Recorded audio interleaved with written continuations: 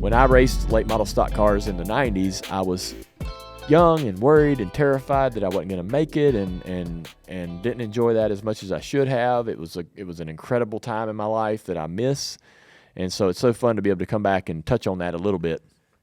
And that's what it was for me. The Cars Tour, was on a grand stage. We are part of, All-Star Weekend. It's a dream come true for a series like that. Butterbean goes out there and wins the race. And he's creating a great little following for himself. During drivers' introductions, he had a great, the great fan reaction when they announced him on the pole, and he goes out and wins the race, and he's great on social media. And Lee Pulliam, one of the best late model stock racers there ever was, I called him on the way here to congratulate him and talk about how well they represent the series. And I don't have to tell him that. He knows that what he is and what he's done, but just wanted to thank them for doing, what they did. They came and qualified well and raced well, and I was standing in the garage looking at the top of that building where Victory Lane is, wanting to be there, wanting to be celebrating a win of our own, but also thinking at the same time, this is a career night for Brenden, their driver. This has got to be an incredible moment for Lee, and it's a great moment for the Cars Tour. And so, we checked a lot of great boxes. It was a good, safe event. We had no major issues. A lot of concern about the racetrack, whether it would hold up. I think the racetrack did really well. They put some sealer down on the racetrack in some areas, and that is always going to, be a conversation of, it's coming up here, it's coming up there. It's not when you put that sealer down in those cracks, parts of it's going to come up, and it never became a problem. It's something to navigate. It's a challenge. It's character, if you will, but it never was an issue. They had a little pothole down in turn 1 that happened right away. Yep. And on Tuesday in practice, fixed it in 8 minutes. They did. It's amazing. Never was a problem after that. So that's good to know. I think for everybody going into this weekend, there could be some issues with the track surface, but they have a plan, and those issues will not be long-term problems. We're not going to be sitting there for 2 hours under a red flag waiting on some fix, right? And the issue that they had on Tuesday with the pothole was connected to some work that they had to do to get the timing lines down in the racetrack. So North Wilkesboro doesn't have timing loops, so they had to come in and cut the grooves into the racetrack to lay those timing loops down in the surface of the track. And then they brought a jet dryer around the track, and it blasted, and where that cut was made for that particular loop busted and blew apart. And so, it wasn't like, the track's old and it broke. It was a bit of a chain reaction of some work they had to do to get those timing loops in. They know now not to use a jet dryer on that track, so they won't going forward. They have other old school style protocols to be able to dry the track if it's necessary throughout the weekend. They also have the wet weather package on these cars, so if there is a damp racetrack, we could probably see some opportunities to race on that. As a side note, but I think the racetrack surface was a major concern for me. Would it hold up? It held up in August, but we haven't seen next-gen cars really pounding on that pavement and putting load into it. The trucks are going to race on Saturday, and that'll be a test as well for the surface, but so far so good. And if there is an issue, I feel really confident that it'll be a very temporary, short-term problem that'll get fixed really quickly. So that was good. I mean, as soon as that pothole opened up, social media went, I knew it. Yep, it's going to be a problem. What a show. They fixed it in 8 minutes, and everybody was texting me, track's coming up. What's going on? Track's coming up. I'm like, it's not. There's no problem.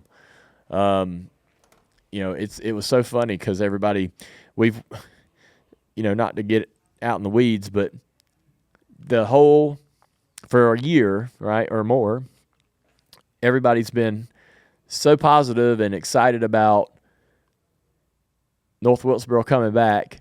And now that it's here, there's still that large group of people that are thrilled for the moment, but then there's this other little small group that's like, well, what's going to happen? What's going to go wrong, right? Yeah, and it's predictable. And by the way, they're going to complain about traffic this weekend, and I'm here to tell you, we already know it's going to have a traffic situation. Yeah. Everything's going to. It's not going to be perfect. Funny. We're taking your the punchline to your jokes already out of your hand. We don't want to hear it. That's right. So I'll say this: when we left the racetrack to after the race, I came in one way and I left the only other way. Mm-hmm. Right? There's a 2-lane road that goes by the racetrack, and there's one way to go in, and there's another way to go in. That's it. There's only 2 options. That's right. To get to that racetrack, and so yes, like it's going to be a difficult challenge, but not unlike the way it was in 1996. 100%. I mean, it's not like it's worse than it always was. It might actually be better because there's been a year-long campaign to say, carpool, get there early, enjoy your day. So I talked to Marcus, and he's like, man, we've rented all kinds of local land from the neighbors, and we have over, they have over, 50 or giant buses to be able to haul people from lots to lot. So those things weren't there in the 90s, right? So yes, to your point, Mike, traffic will be a problem, but there are, they have done a lot of things to try to mitigate it becoming something that would deter you from being there the next time. Right. You might suffer through some of these inconveniences the first trip, but they want you to come back, so they're going to do everything they can to make it manageable. They want you to come back in the next year, right? And I know there's so one thing that I found interesting is there's some kind of like barcode or something you can scan at the racetrack that's already selling tickets for the next event. They don't know what the next event is, whether it's an all-star race or a 400-lap points race, but they're already giving you the opportunity to get in line for the tickets, right, for the next event. So for people for people wondering, myself included, what the future is for North Wilkesboro Speedway, what is the future? Well, there's a race. They don't know what it is. No, they don't know what it is. That's, win. Hey, that's good. Yeah. In my mind. Yeah. That's and the Cars Tour will likely be part of that conversation. I right? hope so, man. Oh yeah, Marcus is all about the Cars Tour. He's all about supporting what we're trying to do. He wants Wilkesboro to be our Daytona 500, and that's what we're sort of aiming for. And this particular race, I'm going all over the map here. You are, and I got questions, so I'm going to let you get all this out. This particular race, we limited the people that could come in terms of competitors. Okay. All right, and so next year when we have our race at North Wilkesboro, it will be open to anyone who wants to compete. That'll be unique to what we've been doing at North Wilkesboro the last 2 years. The last 2 years it was like an invitation. We were going to take care of our Cars Tour regulars, and we're going to invite as many Cup guys as we could get to come. And we had a tire shortage in off season that we were concerned about that we didn't know whether would be remedied by this point in the year. But next year, we're still going to take care of our Cars Tour guys. There'll still be some people locked into the race due to their participation in the Cars Tour. But, we're going to open it up so that pretty much anybody that wants to try to come compete can. Yeah, listen, last August I left this that race just being completely overwhelmed and appreciative of the fact that we were racing at North Wilkesboro, and blown away at how many people were in the stands in the green sun-drop shirts and the beautiful late model car, the number 3 that you're driving. This one, though, Dale, I come out so impressed and wanting to celebrate the Cars Tour because, Dale, listen, I'm not saying this because now you're part owner of this thing. Those drivers are freaking legit. And I'm not just talking about Butterbean. I was impressed with a bunch of them. And they're legit drivers. They hold their own. And there's some personalities in there that we really need to pay attention to, because I think that, like, if you just take Butterbean, Brenden Queen's, His stock went up a lot last night. That was the Daytona 500. His celebration in Victory Lane, a 10 out of 10. Yeah. Okay. What you would love to see. I'm going to Waffle House. Yeah. Because that's his thing. And I'm like, oh, this brand has potential here. He's a legit driver. Genuine. And he is a fun guy to really just watch and root for. And his car is cool. Everything about it. I like that. But, like, I was impressed with Scott Riggs' boy, the Honeycutt boy. Like, there's some freaking legit drivers in this Cars Tour. And to be honest with you, if people watched last night for the first time, if they got on Flow or whatever, I think you guys won some fans last night, and I think that it's worth celebrating on shows like this and moving forward. I look forward to when Kenny Wallace goes and races. Yeah, Kenny's in our next event. We're going to Tri-County on Memorial Day weekend, Saturday night, and Tri-County is just a few more miles up Interstate 40 past Hickory, and we have a great race car for Kenny to compete in. And he will be the only like special guest, if you will, for that particular race. And he's locked in the show. So I mean, there will be some cars that might miss it due to qualifying, but he will be a promoter's option if he doesn't have a great qualifying run. So you will see him race, I guess, is my point. And I'm excited for that. And that's what we're trying to do with the Cars Tour. I appreciate you saying that. And you're right, Connor Hall, all those guys you mentioned. Yep. There's some great personalities, and they're all a little different, and they're all hungry. And they're all using this opportunity that the Cars Tour presents to them to showcase themselves, hoping that the right person's paying attention to give them that opportunity. I think, the Josh Berry, and there's a few other guys that are using the Cars Tour to get to the Truck Series, to the Xfinity Series. There's some people that are having some good limited success in going through the Cars Tour to get there, right? And all those guys are hungry to get noticed. Carson Kvapil, he finishes 8th, but he shouldn't have, frankly. I mean, this was not his night. Yeah. I know he came in winning 3 in a row, but this was a night where he didn't have it. He got damaged, and they were never the same. And yet the fact that he even got back to 8th was also impressive. I mean, he is a ridiculous talent, that guy. Carson's great. We're excited about him, and trying to create opportunities for him as well. But and you're right, I was a little surprised at one point in the race. He's backing up to me, and he's loose, and I'm trying to pass him, and he's trying to stop me, and that's when I recognized, I was like, oh, he's having trouble. He had trouble, yeah. He got really loose at one point, but then they cycled past us on pit road.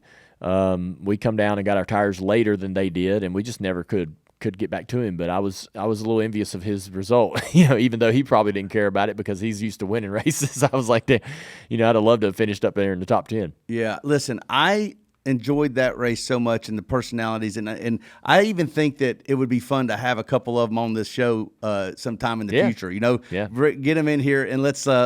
They just went up against the best, right? Yeah. They had Ross out there, and they did well too. It's not like that anybody got exposed or anything. Yeah. Everybody actually did really well and raced that clean. I also want to ask you about the ASA race after. Did you watch that? We stood at the back of our hauler and around a beer cooler with Harvick and our team, and there was a screen over in turn 3 and 4, so we could kind of watch the action. But for the most part, Bubba Pollard apparently just dominated. Well, but he also beat William Byron and Chase Elliott. Now, just to be clear, these aren't Cup guys that are coming down and racing a late model or these grassroots series for the first time. William Byron and Chase Elliott, a couple of the best to ever do it, right? Yeah. Like, they were really good. Hall of Famers. And listen, William Byron won a ton of races for us. Yeah. So I thought it was cool that Bubba Pollard won that race. Oh yeah, I mean, no surprise. Bubba's amazing, but yeah, I particularly like to see the regular beat the pro, right? When it's that, you see the TV shows, like pros versus average Joes or whatever, right? You want to see the average Joes beat the pros. Sure. And not that our Cars Tour or Super Late Model racers are average Joes, but the legend comes into the home stadium, right? You want to see your home team whoop up on them and compete. And so that's the way it should be. It ended the way it should have. Now, you definitely want. I think that It would have been great to have a Cup guy win our Cars Tour event, but it's even better for the young guys that are trying to make their way up. Yep. It was perfect. It does more for our series. Yep. And Brendan's career for him to win that race than for him to run second to Brad Keselowski, right? Yep. Or any of the Cup guys, right? Agree 100%. That was the perfect way for that to go. And yeah, I want to know more about Butterbean now. I think that he just got so much experience. He would love to come on here and tell you all about it. Well, I met him last year, and I really liked him a lot. But, man, dude, I thought it was awesome. Yeah. I did. Hey, if you like that video, you'll love the entire podcast, the Dale Jr. Download. It's available on all major podcast platforms.